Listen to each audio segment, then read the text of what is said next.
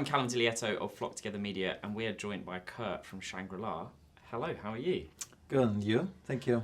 It's great to have you with us, and you are an absolute champion, particularly when it comes to the LGBTQ plus community. And so I've been dying to have a chat with you because your story is fascinating and you've been through so much. But in particular, I think you're very much an inspiration for the industry. So it really is a pleasure to have you with us. The pleasure is absolutely mine. Thank you so much for having me. I'd like to start at the beginning. Yeah. So for you, what was it like when you kind of first came out? Well, I regret that I came out very late in my life. I was 36. Because I worked in America and I only came home once a year for 2 weeks. So you have to make a decision when you're going to come out to your parents. Then my dad passed away and it was never a good time, but it's never a good time, right? So then I got a very good advice from a psychologist in America. I sent my mom and my brother a letter 4 weeks before I came home to tell them in person. And that really helped because they could read the letter and my story, and then when I met them in person, it's much easier.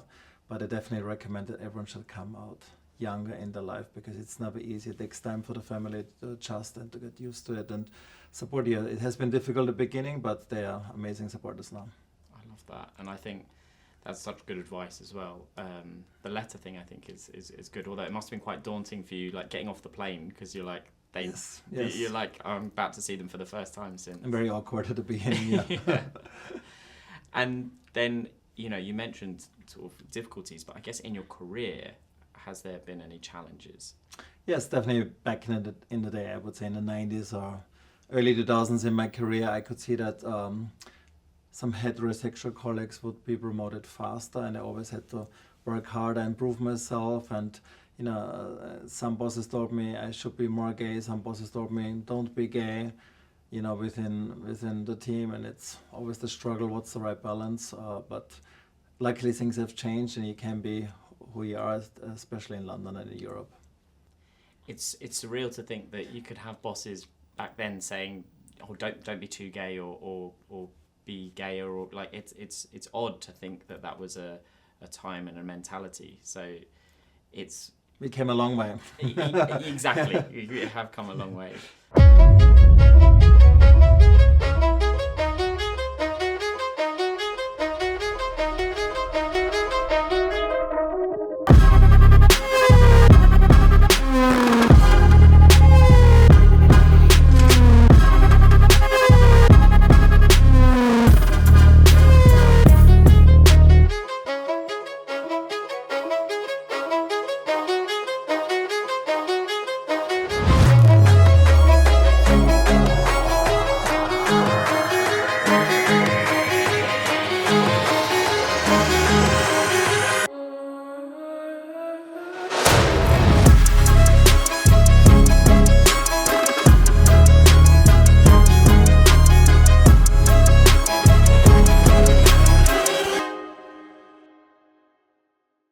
One of the things that I'd heard, and I'd love to hear more about this, is that your mum received letters or something, and like from other parents that found you so inspirational and then wanted to ask her for advice or something. Is that right? Yes, correct. Or phone calls. I am from a very small village of 800 people, and of course, once I came out, it was a big deal, and I got married there, and also have been in newspaper articles where I've been interviewed in Austria, and once I was out, I made it a mission myself. I'm gonna tell my story if I have a platform, if I get interviewed, because when I grew up, I never had a role model. So I was thinking like if the next generation could read this article, they get inspired, so they're not alone, and also be brave enough to come out sooner than later.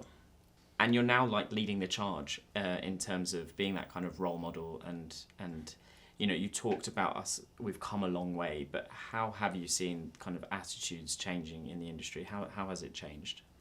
Well, nowadays you definitely can be who you are. It's very important, diversity, and sexual orientation doesn't matter anymore, right? Or religion, which is very important. But at the same time, what you can see in the news and all around the world as well, in some countries it's going backwards. So it's also very important right now that leaders in my capacity, they are out loud and proud, so they can support our cause and make sure that everyone gets respected equally. And by doing that, you then make other communities more comfortable with our sexuality. So I always believe, like, when my team goes home, wherever they live, if they meet anyone from the LGBTQ plus community, they are nice to them because they're used to it. At the end of the day, it's about making it normal, and that the colleagues are used to it. How to work with a diverse workforce. When it comes to your workforce and the team, like what is Shangri-La doing, but also what can other hotels and other people in the industry do to make their environments, their workplaces more inclusive for their employees? Well, we really focus on hiring diverse workforce, of course. Doesn't matter which gender, religion, or whatever. It's very important to us. We have unisex uniforms, so our team members can choose the uniform, which is also very important, so they feel welcomed and they feel themselves even at work, and they don't have to hide. We do a lot of training on pronouns, how to address our colleagues and our guests when they stay with us. And we have a program in how to recognize same-sex couples, for example, that you put in the right slippers in a guest room and the amenities, for example. And it's so funny, even when I travel with my husband, some hotels still get it wrong, and they don't acknowledge that, or us as two men staying in one room. Yeah, because it's one thing to kind of be an inclusive workforce for your employees, but it's also for the guests, right? Because I think there's a lot of almost rainbow washing in terms of how companies will talk about how they're inclusive but aren't necessarily actually doing the things that are needed. And I think like something as simple as just having the right kind of size slippers in a two-male relationship, I think that it just shows that you're really thinking about the guest as opposed to just thinking about the general theme of inclusivity. And last year we had a throuples, we had to do everything in threes. And the team was so excited, and they researched and how can they make them feel comfortable. And it was amazing. Amazing feedback. That is amazing. And I love the idea of being able to kind of accommodate throuples as well. And just anyone in any relationship, they should be able to feel that it's as seamless as hotel guests have felt, in the typical kind of monogamous straight relationships that they have in Correct. years and years. I guess the kind of the final element really is for individuals, so not companies, not hotels, but individuals like myself.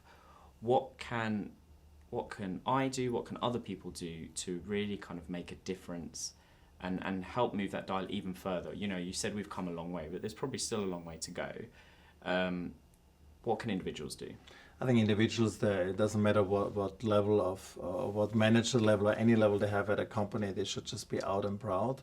So to make it as normal as possible in any situation, I think that's very, very important. And be part of charity work for our community. There's so much they can do. We work with Pride London. I mean, just to organize Pride is so much work, and people can volunteer and help. And there's so many other charity organizations that need help as well. So I think anyone can do that. Well, I love that, and thank you so much for taking the time to speak again about your journey and your story, because again it will inspire others and hopefully create more of a narrative around some of the things that we've discussed. Great, thank you for having me. Thank you.